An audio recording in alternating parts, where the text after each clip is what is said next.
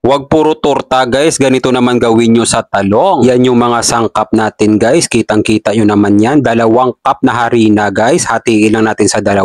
Maglagay lang tayo ng paminta, magic seasoning, kaunting asin, 2 itlog. Saka natin haluin para kapag nilagyan natin ng 6 na kutsarang tubig, hindi siya tatalsik. Saka natin haluin ng maigi hanggang wala na tayong makitang buong harina, yung ganyang kasmooth guys. Tapos talong 6 na piraso, hiwain lang natin ng pa-cubes guys. Tapos ilagay na natin sa butter mixture. Saka natin haluin guys para ma-coat talaga siya ng butter mixture. Tapos i-marinate natin to sa loob ng 10 minuto. Puting sibuyas guys, ganyang kadami, mas madami, mas masarap guys. Tapos green na sili, 2 piraso, red na sili, 2 piraso, kalamansi, 7 piraso. Hiwain lang natin yung kalahati, pigain natin yung kalahati, pang toppings natin mamaya. Pagkalipas ng 10 minuto, i-coat na natin yung minarinate nating talong. Yan pala yung harina na kalahati ng 2 cups guys ha. Saka natin salain para matanggal natin yung excess na harina na kumakapit sa talong, yung ganyang pagkasala guys, so para malinis yung ating pagkaprito. Saka natin prituhin ng pakunti-kunti guys, kasi yung mantika natin sakto lang ang dami para hindi ma-overload yung ating pagkaprito, para hindi siya maging malabsa. Prituhin lang natin hanggang magiging golden brown guys, yung ganyang pagkaprito guys, so napakalutong yan. Maraming salamat nga pala sa ating mga kababayang OFW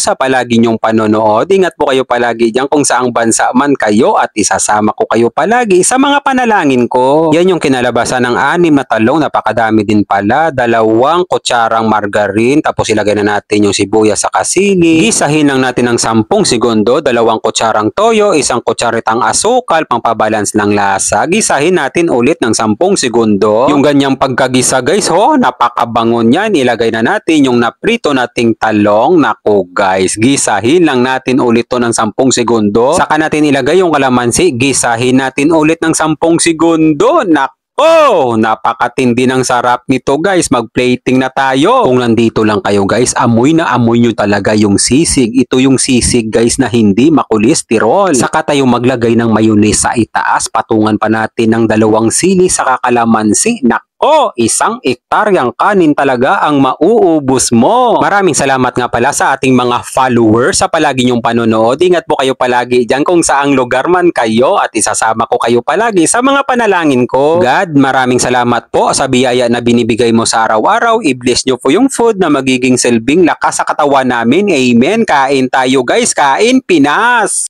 Yan guys, sarap yan.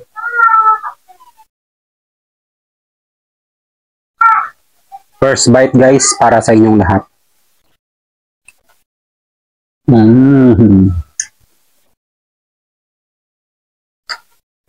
Masarap yung sisig talong guys. Try nyo to guys, napakasarap niya. Promise.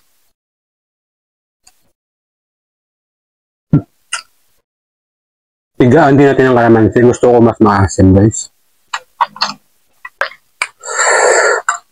Medyo manghang ha.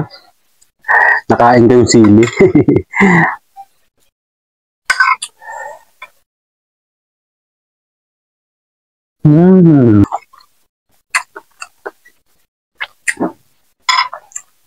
Huwag niyong papalampasin to ha. Masarap siya. Sisig talong.